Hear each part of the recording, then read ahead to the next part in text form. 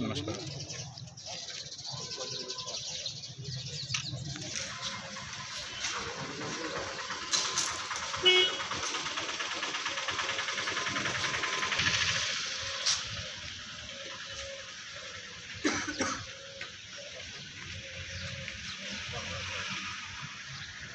प्रमुख मांग है आपकी? मैं प्रेमाराम परमार हूँ मेरा नाम, और गणेश जिसकी आत्महत्या हुई मेरा सगा साला है और मेरे परिवार का सदस्य है। जिस पृष्ठभूमि में उसने आत्महत्या की, इसका कल मैंने विस्तृत एक्सप्लेन किया, और आत्महत्या के बाद में जो कुछ भी मांग है वो मांग हमारी कानून की परिधि की मांग है, सीआरपीसी के प्रावधानों की मांग है, हिंदुस्तान के कॉन्स्टिट्यूशन में उल्लेखित राइट की मांग है।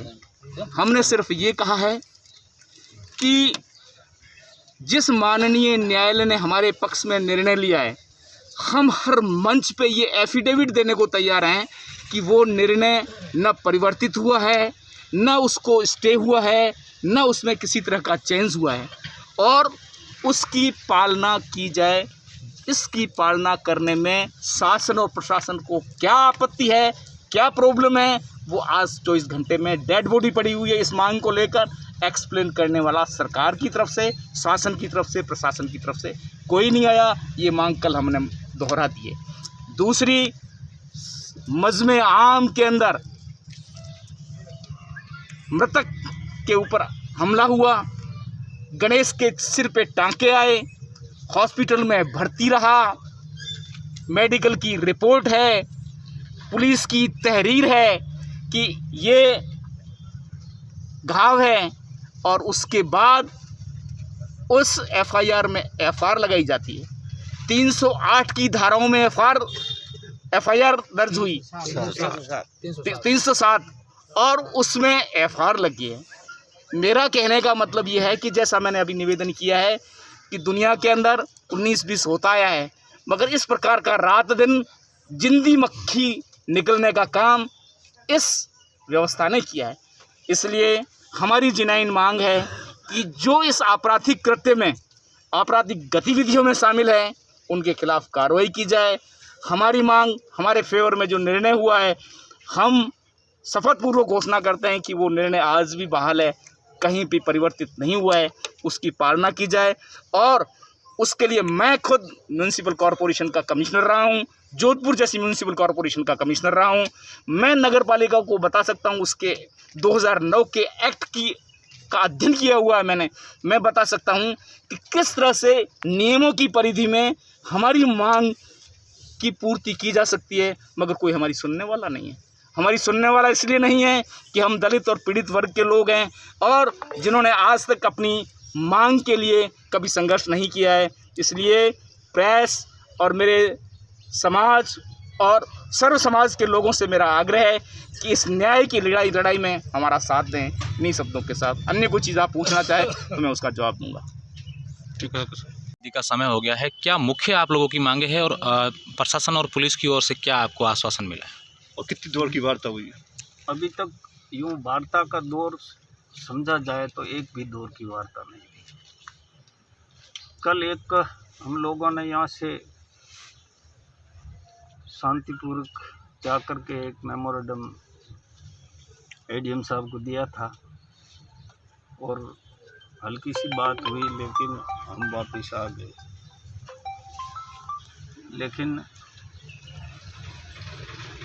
ये जो आत्महत्या है, और जिन परिस्थितियों में और उसके सुसाइड नोट में जिस तरीके के कारण, और इससे पहले का जो इनकी ज़मीन का मामला तोगाराम जी की, और ये बाड़मेर गृह निर्माण सरकारी सोसाइटी है, ये तोगाराम जी की थी निजी ज़मीन, सोसाइटी की थी।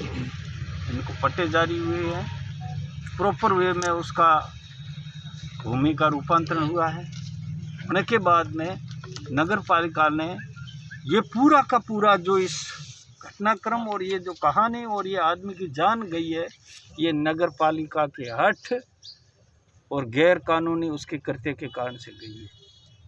नगर पालिका ने कोई नंबर खसरा नंबर 100 किए बगैर एक विज्ञप्ति जारी कर 3 प्लॉटों की नीलामी की। वो ज़मीन तोगाराम जी अध्यक्ष थे उस सोसाइटी की थी, और ये बात उनके जो बाद में जो वाद चले उसमें इनके ईओ से लेकर के दूसरे विधिक जो राय देने वाले सभी ने कहा और ये गलती स्वीकार की है कि हमने भूलवश ये ज़मीन अलॉट की। तो ऐसी स्थिति में अभी जो प्रेमाराम जी ने बताया कि जो फैसला आज की तारीख में स्टैंड है, तो ऐसी स्थिति में सारा का सारा जो मामला है, जो आदमी की जान गई है, वो भी नगर पालिका की लापरवाही और हड़तरमीता से गई है। अब आपकी क्या मांग है कि अब हमारी मांग यही है कि एक तो इनकी जो ज़मीन है वो इनको खाली करा के दी जाए और उसका फैसला इनके हक में। दूसरा, जो पुलिस ने जो जिस तरीके से एफआईआर लगाई थी, जो मेडिकल रिपोर्ट इंजरी की सारे सबूत होने के बाद में, तो उस मामले को रीओपन करके और जो अधिकारी जिसने इस तरीके का कृत्य किया उनके खिलाफ एक्शन होना चाहिए, एफआईआर होना चाहिए। तीसरी बात, जो नगर पालिका है जिसने जहां से शुरुआत करके और इस आदमी की जान लेने तक का जो काम किया है, एफआईआर नगर पालिका के खिलाफ भी होनी चाहिए, ये हमारी मांग है। और दूसरा, एक व्यवसायी था, अच्छा, उस परिवार का आदमी चला जाने के लिए 1 करोड़ रुपए की आर्थिक पैकेज दे नगर पालिका उसको हानि। ये मांगे नहीं मानी जाती है तब तक आप यहाँ धरने पर बैठे रहेंगे? ये तो पूरा अभी जो हम सर्व समाज के लोग हैं, अनुसूचित जाति जनजाति के लोग हैं, अन्य विषवर्ण लोग हैं जो मानवीय आधार पर इस परिवार को संबल देने के लिए आए हैं, सब मिलकर के करेंगे। लेकिन मेरा निजी जहाँ तक बात पूछना चाहते हो, तो किसी भी सूरत में इस परिवार को इनकी जायज़ मांगें पूरी नहीं होगी तब तक मुझे पूछा गया तो मैं यही कहूँगा कि किसी भी तरीके से बॉडी का डिस्पोजल नहीं होगा। सुसाइड नोट में क्या वो तो है ही, वो तो एफआईआर है जो दर्ज हुई है कल 306 में 169 नंबर सीआर, उसमें नामजद है, वो तो गिरफ्तारी होना ही चाहिए। अब अभी आज एसपी साहब का जो बयान आया, आज डेड बॉडी पड़ी 24 घंटे से, और एसपी इस तरीके के नेगेटिव बयान देता है, ये बात ठीक नहीं, क्योंकि गरीब लोगों में पहले ही पुलिस पर भरोसा कम है। और जब एसपी ऐसे हालात के बीच में इस तरीके का वक्तव्य देता है, इससे इस वर्ग के लोग, पीड़ित पक्ष और तमाम जो न्याय की मांग करने वाले सभी लोगों में मैसेज पुलिस के प्रति अच्छा नहीं जाता है कि इस पुलिस की नीयत ठीक नहीं है।